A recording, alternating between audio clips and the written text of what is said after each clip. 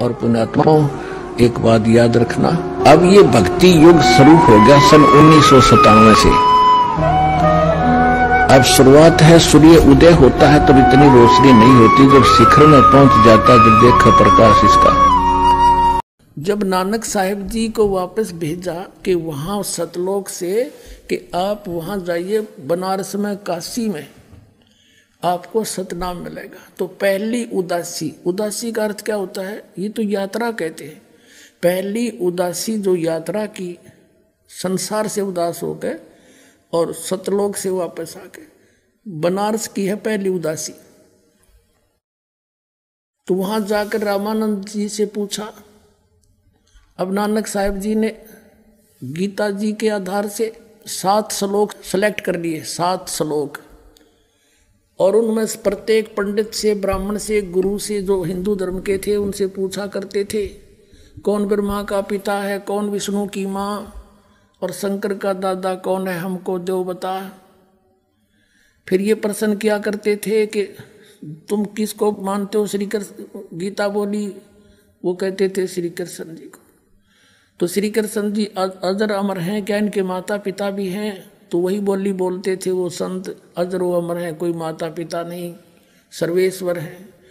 तो वही जो परमेश्वर ने नानक साहिब जी से प्रश्न किए थे वही सबसे वो प्रश्न करने लगे कि गीता जी अध्याय नंबर 4 के श्लोक 5 और 9 में, अध्याय नंबर 2 के 12 में, अध्याय नंबर 10 के 2 में गीता ज्ञानदाता कहता है कि तू, तेरे और मेरे अर्जुन बहुत जन्म हो लिए, हम तो जन्मते मरते हैं। तो फिर 18वें अध्याय के 62वें श्लोक में कहा कि तू सर्वभाव से उस परमेश्वर की शरण में जा, उसकी कृपा से तू परम शांति और सनातन परम धाम को प्राप्त होगा। वो कौन है वो बताओ? तो सट्टे मारते श्री कृष्ण ही अपने बारे में कह रहे हैं, छट दे गल, अपने बारे में कह रहे हैं। नानक जी आगे चल पड़ते थे। फिर काशी में जाकर के रामानंद जी से ये गोष्ठी की। तब रामानंद जी ने कहा था कि मुझे भी नहीं मालूम था भक्त, वो परमात्मा स्वयं उतरे हैं यहाँ पर।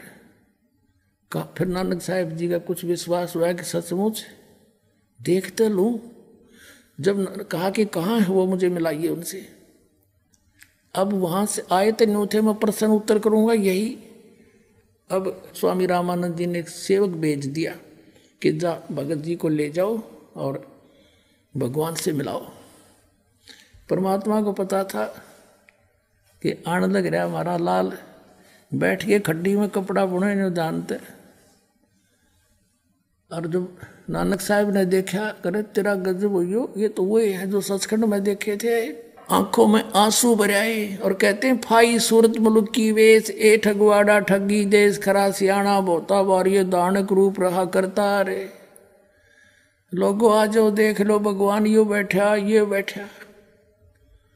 अब आदरणीय गरीबदास साहिब जी ने भी कहा है, झांकी वे कबीर की नानक की वाह, और वह सिखा के गल पड़ी कौन छुटावे था। नानक साहिब ने कहा था, वाहे गुरु सतनाम में लगा।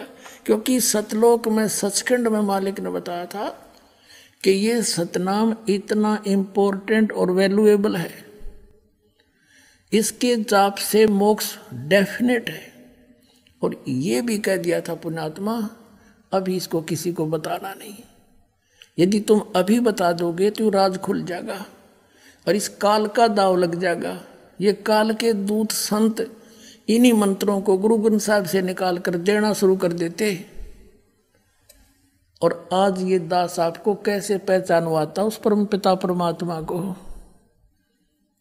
इन्होंने जो आदेश परमात्मा का था फाइनल मान लिया, और नानक साहिब जी ने किसी सिख को सतनाम नहीं दिया।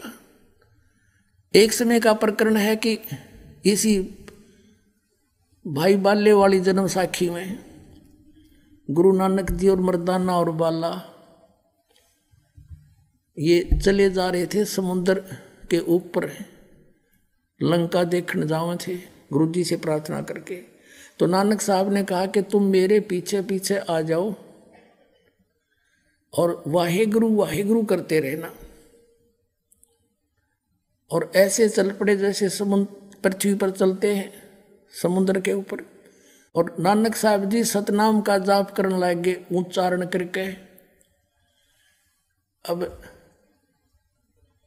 मर्दाना ने सोची गुरु जी तो ये जाप करें सतनाम 2 अक्षर का, तू भी कर ले। वो भी करने लग गया। वो लग गया डूबने गोते खान। तब नानक साहब जी ने देखा कि मर्दाना गुरु जी की करनी नहीं देखा करते, वचन का पालन कर। तो फिर वाहिगुरु कर, वो फिर वाहिगुरु करने लग गया, फिर ठीक हो गया। तो ऐसा झटका दे दिया नानक साहब ने परमात्मा के आदेश से कि तेरा आदेश होगा उसको दूंगा, नहीं दूंगा। ये शपथ लिखा जन्म साखी में। और ऐसा झटका दे दिया कि आने वाले सिख समाज ने इतना परहेज कर लिया, इस नाम का जिक्र नहीं करते। और जिस कारण से काल के दूता का हाथ ना लग गया, ना तो आज ये नाम बता देंगे 2 अक्षर का, ये 500 काल के जाप दे रहे, ये पार कैसे करेंगे आपको।